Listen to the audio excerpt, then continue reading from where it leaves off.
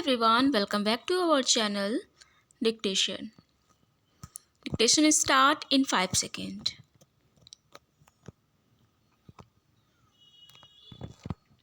Start.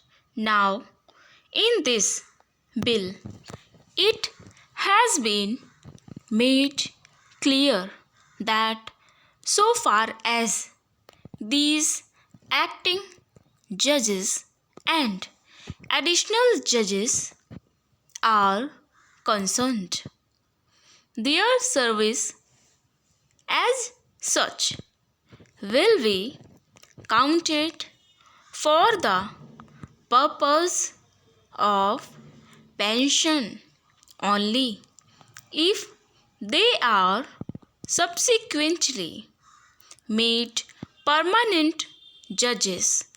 Otherwise, for example, if no such provision was made, then their service for the purpose of pension would be counted only from the time they are made permanent.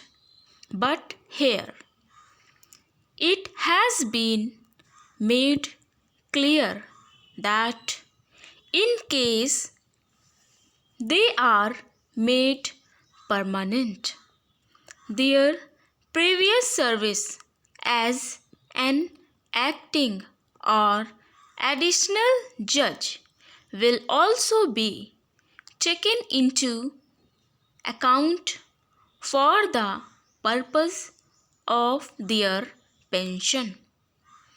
So far as leave is concerned, whatever leave they would be entitled to in view of the period of service that they have put in as acting judge or additional judge will be taken into account, and under the scheme of leave as mentioned in the Act of 1954, they would be entitled to a period of or periods of leave as then laid down. Then, sir, after this is very important question arose. So far as the unexpired leave was concerned, as also the question of the pensions of the former Part B State High Court judges who were continued as judges in the new High Courts that were established on the reorganization of states. We had some High Courts, as you are aware, in Part B states. When under the Constitution these Part B states themselves ceased to be as such, and they were placed in the reorganized states of India. Naturally, the High Courts in Part B states also disappeared.